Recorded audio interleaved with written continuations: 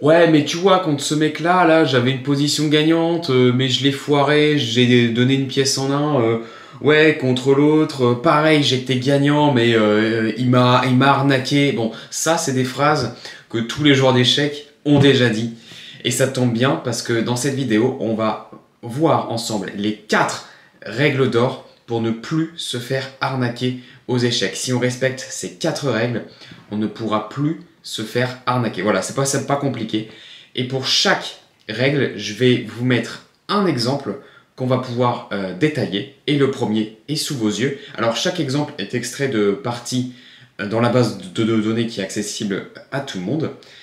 Et donc dans cette position, alors effectivement cette position est un gros avantage noir, puisqu'on dispose d'un pion de plus, qui est le pion en B4, et aussi on a la paire de fous.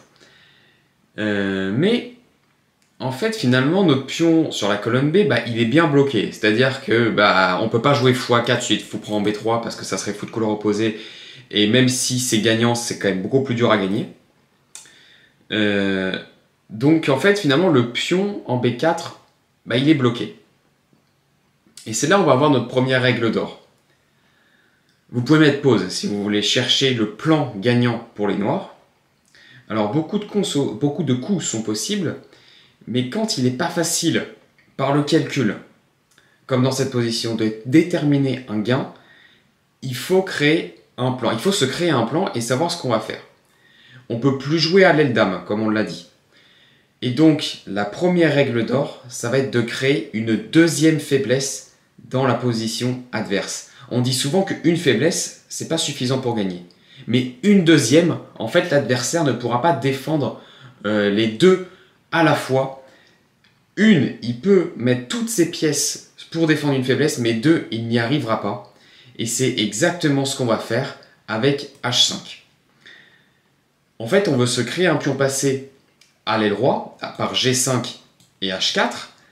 Et ça sera considéré comme une deuxième faiblesse, ou en tout cas une deuxième force pour les noirs, puisqu'ils ont une force en B4 et une future force sur la colonne H en H4.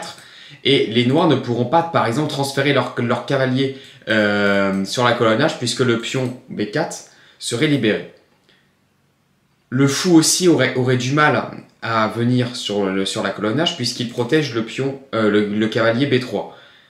Donc finalement, les blancs ont que leur roi pour contenir le pion en H5. Donc roi E3 a été joué dans la partie, G5 pour jouer H4, F4, il y a eu E prend F4, G prend F4, et finalement le pion est attaqué, donc le pion G5 est attaqué, donc finalement on va le pousser en G4. Mais ça n'empêche pas qu'on a un pion passé sur la colonne H.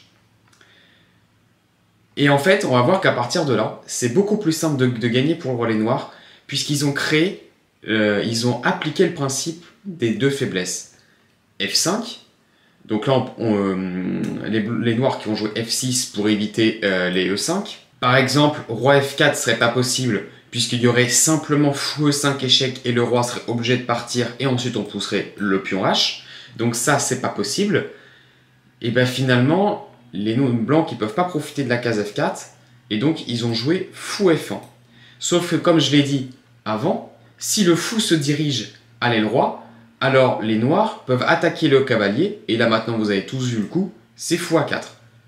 Bon fou A4, cavalier C5, le fou est quand même attaqué, mais on a le temps de jouer fou C1 échec, roi D4, et les blancs qui vont abandonner après fou D1, puisqu'en fait ils ne peuvent plus parer fou F3, H4, H3 et le pion qui va à dame.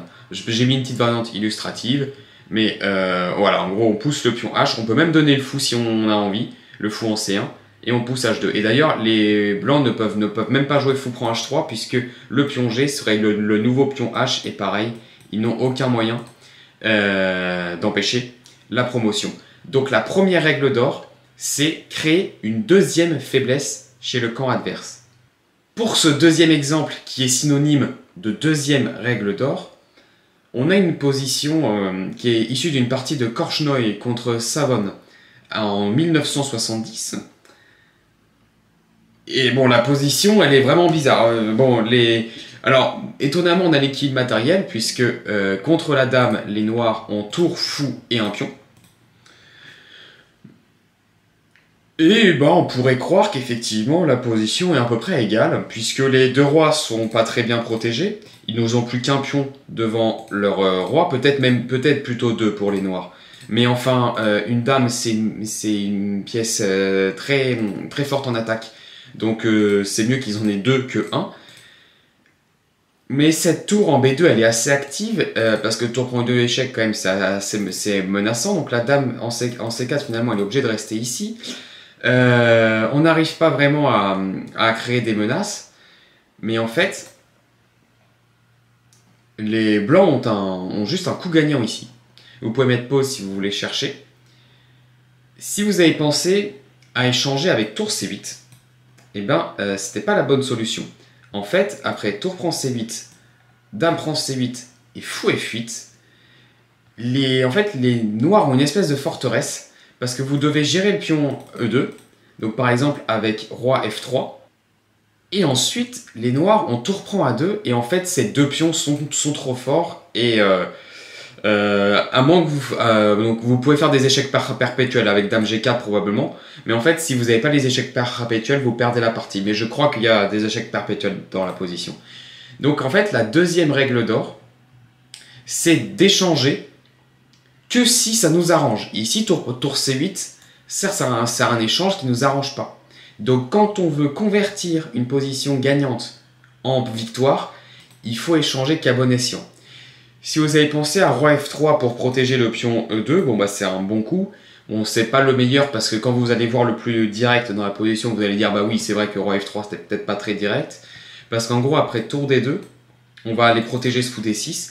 Dame G4, roi H8, dame F5, roi G8 et tour A6. Certes, vous allez réussir à gratter le pion A5, mais c'est moins direct que le superbe coup au début qui est dame H4. Alors dame H4, ça donne le pion E2. Mais en fait, après tour prend E2 échec, qui est la partie, il y a roi F3. Et en fait, les blancs attaquent les trois pièces noires. Si on joue avant tour prend E2, si on joue tour de D7, j'en ai pas parlé. Mais il y a évidemment dame G4 échec, et on va récupérer de la tour. Donc c'est pour ça que son adversaire de Korchnoi a joué tour prend E2. Roi F3. Et en fait, bah, ici, il a juste joué fou E7 et il a abandonné après dame prend E7. Donc voilà. La deuxième règle d'or, c'est d'échanger que si ça nous arrange. Alors maintenant, la troisième règle d'or, et là on a une finale de fou. Donc vous savez que moi j'aime beaucoup les finales, je pense que ça se voit si vous regardez ma chaîne. Bon bah c'est une finale où les blancs ne peuvent que gagner, enfin ne peuvent plus perdre, pardon. Mais vous en doutez bien, si je mets cette position, c'est qu'il y a un gain. Si c'est très haut blanc. Vous pouvez mettre pause si vous voulez chercher. Et vous vous souvenez souvent de la deuxième règle d'or qui est d'échanger qu'à bon escient. Donc vous avez forcément regardé fou prend G4, suivi de fou prend G4 et roi prend G4. Bon, ça vous savez tous que c'est gagnant, puisqu'en fait après roi prend A6, bah, vous avez pion et roi qui sont ensemble, et le roi adverse est trop loin, donc vous allez faire promotion sans problème. Sauf que, ici les noirs ne sont pas obligés de prendre G4. Ils peuvent très bien prendre A6. Et c'est le bon coup. En fait, le problème, c'est que les blancs maintenant ont du mal à avancer le pion en G3. Puisque leurs deux pièces bloquent l'avancée du pion. Donc j'ai mis une petite variante pour illustrer. Roi F4, roi C7, fou F3, je libère mon pion. Mais les noirs peuvent revenir à temps après roi D6, roi G4, G5, roi F8, roi F8, roi F5 et roi G7. Et vous savez, et normalement vous savez si vous avez regardé mes vidéos sur ma chaîne en finale, que quoique c'est peut-être pas sûr que j'ai fait sur ça, mais en tout cas, quand vous êtes en finale de fou avec plus qu'un seul pion, vous avez juste, et que vous êtes en défense, vous avez juste à mettre votre roi sur une case de blocage opposée à la couleur du fou adverse, donc là, de case noire, puisque le fou est de case blanche, et en fait, votre adversaire n'a aucun moyen de déloger votre roi et donc de faire promotion. Maintenant, vous pouvez jouer que des coups de fou, et ben vous pouvez vérifier, mais les blancs n'ont aucun moyen de dégager le roi G7, tout simplement. Donc revenons au début. Alors comment est-ce qu'on peut faire pour quand même gagner la partie. Eh bien, la troisième règle d'or, c'est que quand vous avez une finale dans ce sens-là, où vraiment vous ne risquez rien, eh bien, prenez votre temps. Vous n'êtes pas pressé pour gagner. Pareil, fou prend G4, c'est le coup d'un joueur pressé. Mais là, vous n'êtes pas pressé pour remporter la partie. Vous pouvez très bien jouer Roi F4 d'abord. Bravo à tous ceux qui l'auront trouvé ce Roi F4. L'idée, c'est qu'on va, après avoir pris G4, en fait, on aura une pièce en moins sur la colonne G. Et donc, notre pion G3 va plus facilement aller à Dame. En fait, là, les noirs, tant qu'on n'a pas pris en G4, ne peuvent pas prendre A6, puisque la finale serait perdante pour eux. Donc, ils n'ont pas de meilleur coup que Roi A7. Maintenant, on va prendre G4, prise A6, et la différence, c'est que maintenant, le roi noir est plus loin d'une case, mais ça va tout changer. Fou F3, pour libérer le pion. Roi B6, G4, Roi C5, G5, on aurait pu analyser Roi C7 aussi d'ailleurs. Roi C7, G5, Roi D6, G6, Roi E7, Roi G5, et en fait le pion, en fait ça va ressembler un petit peu aux positions qu'on va avoir, mais en gros on va réussir à ramener notre roi sur le petit côté et gagner. Par exemple sur Fou D3, on a G7 qui gagne, et sur Roi F8 on fait Roi H6 et les noirs ne peuvent pas empêcher G7 et ils n'ont pas de case de blocage opposée à la couleur de notre fou, donc c'est gagnant. Mais de toute façon ça va ressembler à la vente principale. Donc Roi C5, je peux analyser Roi C5, G5, Roi D6, en fait c'est la même chose, pardon. G6, donc là Roi E7, j'ai dit que ça perdait à cause de Roi G5, Roi F8, Roi H6 et Fou C4, on a G7 qui gagne, avec idée de revenir en H7. Donc on peut analyser Roi E6, mais pareil, ça perd à cause de Roi G5, Fou C4, à G7, Roi F7, Roi H6, et là les blancs vont gagner grâce au plan Fou E4, Roi H7, Roi H8. Les noirs ne peuvent jamais jouer Fou D3 à cause de Fou D5, échec. Donc la règle numéro 3, la règle d'or numéro 3, c'est que quand on n'a aucune raison de se presser, quand notre adversaire n'a aucun contre-jeu, on peut prendre notre temps pour améliorer notre position d'un coup. Par exemple, au tout début, on a juste joué Roi F4, on a amélioré notre position d'un cran, et ça a tout changé, ça permet de gagner la partie. Alors maintenant, le quatrième exemple, donc encore une fois, c'est en finale, puisque généralement, c'est quand on a l'avantage matériel en finale que c'est le plus dur à pas que c'est le plus dur à convertir, mais il y a beaucoup de... si notre adversaire a réussi à résister jusqu'en finale et qu'il a un avantage matériel, qu'il a un désavantage matériel très faible, comme là, un pion de moins, généralement, il y a pas mal de positions, hein. Vous avez vu la position d'avant où on peut faire nul, et donc c'est ça où c'est vraiment difficile à convertir. Alors, dans cette position, donc c'est très au noir, hein, le pion H7 va évidemment en H1, hein, dans ce sens-là. Mais le problème, c'est que les blancs ont un 4 contre 4 ici, et vous savez sûrement que si vous avez étudié les finales de pions, que les 4 contre 4 et les 3 contre 3, ça peut donner des percées de pions. Alors, comment est-ce qu'on peut faire dans cette position pour l'emporter? Vous pouvez mettre pause évidemment, hein, si vous voulez chercher. Et dans cette position, le joueur avec les noirs, qui est le grand maître Golubev, qui a joué l'affreux B6. Et B6, eh bien, ça devient nul, en fait, puisqu'après, en fait, les blancs peuvent jouer C prend D6, C prend D6, tout est changé. Et maintenant, Roi F4, et en fait, ils vont pouvoir chercher le pion D6 qui n'est plus défendu. H5, Roi F5, et surtout pas Roi G5, qui serait une grosse erreur, puisqu'on aurait H4, et les blancs perderaient un tempo, mais dans les finales de pion, un tempo, ça change tout. Donc Roi F5 plutôt, H4, Roi E6, Roi G4, Roi prend, donc on fait la petite course de pion, et il s'avère que cette position est nulle à cause du pion en B6. C'est à cause de ce pion B6 que les blancs ne peuvent pas gagner. D'habitude, si vous avez regardé ma vidéo dame contre pion, donc normalement elle s'affiche juste là, je pense. Juste là ou juste là, bon, bref, mais plutôt là, je pense. Eh bien, vous savez que contre un pion central, une dame contre un pion central, ça gagne, peu importe où est le placement du roi. Mais dans celle-là, les noirs ne peuvent pas gagner à cause de leur pion B, puisque leur pion B les empêche de faire échec sur la colonne B. J'ai illustré un petit peu le problème, donc dame H7, on cloue, roi C8, dame F5, on recloue, on cloue, dame C4, roi B7, et en fait, on n'a pas le fameux dame B5 échec ici, par exemple. En fait, sans le pion, ou dame prend B4 échec, pardon, sans le pion B6, on gagnerait. C'est ça qui est vraiment terrible. Mais celle-là, elle est match nul. Dame C5, roi C7, et en fait, bah, les noirs peuvent pas progresser. Donc finalement, le coup de Golubev, qui était mauvais. Et en fait, le bon coup, c'est H5. Quand on se rend compte que les blancs n'ont aucune perception, je vous ai tendu un piège au début de l'exercice, mais le grand maître Golubev qui a vraiment pensé que les blancs avaient une perception.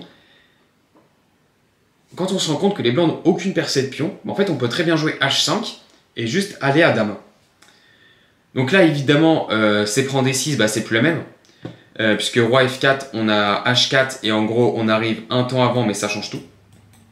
Puisque là en plus on aurait plus de pions, et après D6 par exemple, on peut jouer dame C6 échec, voilà.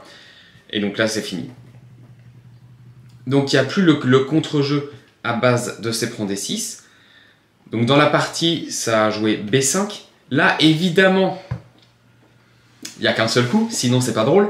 Il faut surtout pas jouer, vous pouvez mettre pause si vous voulez chercher. J'ai pas encore dit la solution. Il faut surtout pas jouer D prend C5. Puisque là, il y aurait B6 qui gagnerait pour les blancs. Après, apprend, D6. Même les blancs, en fait, arrivent, font dame en premier. Et même avec 4 pions de moins, du coup, quand il y aura eu la dame, une dame contre 4 pions, eh bien, ça gagnera quand même pour les blancs. Donc ici, si vous avez trouvé le très bon coup B6, eh bien, vous avez réussi l'exercice à convertir, en partie vous aurez très bien réussi à convertir votre avantage. D'ailleurs, puisque là en fait après toutes les prises, si on joue roi F4, pareil il y a encore ce H4 et en fait le fait d'avoir gagné le tempo, ça change tout. Puisque même si là on peut plus jouer dame C6, le pion en fait est une rangée trop loin. Et on peut jouer dame C1. Pour moi, c'était le plus simple, dame C1. Donc, roi prend B6, ça va aider en fait les blancs, les noirs comme on l'a vu, puisqu'ils auraient plus d'échecs sur la colonne B. Donc, j'ai préféré montrer roi B7. Sauf que là, on peut jouer dame G5, oui. Les blancs ne peuvent pas jouer D7 à cause de dame D8. Si la dame est devant, alors c'est fini. En plus, ça protège le collègue en B6. Donc ça, c'est fini. Si on prend B6, pareil, ça aide les blancs, mais les noirs. Mais finalement, on est un petit peu forcé maintenant, puisque dame prend B5 est une grosse menace. Roi C6, pareil, on aurait dame D8. Donc finalement, on est obligé de prendre, sauf que là, on peut jouer dame D8 échec, roi C6, roi F4, et on arrive à temps pour aller capturer ce pion en D6. Dame prend, et vous savez que cette finale, si vous avez regardé ma vidéo, encore une fois, dame contre pion, c'est gagnant, puisque contre un pion cavalier, peu importe où est le placement du roi, les noirs, le camp de la dame du coup, gagne, peu importe où est le placement du roi noir. Donc du coup la quatrième règle d'or, j'allais quand même l'oublier, c'est de ne surtout pas donner de contre-jeu à votre adversaire. Avec B6, le grand maître Golubev qui a donné du contre-jeu à l'adversaire, puisque CD, CD, AB, AB, les blancs ont réussi à trouver assez de contre-jeu sur dans la finale pour réussir à annuler leur partie. Et c'est quand même très bête d'avoir annulé la position qu'on a là sous les yeux. J'espère que vous avez apprécié la vidéo. Moi je vous dis cette fois-ci ça sera mardi, à mardi prochain pour une nouvelle vidéo.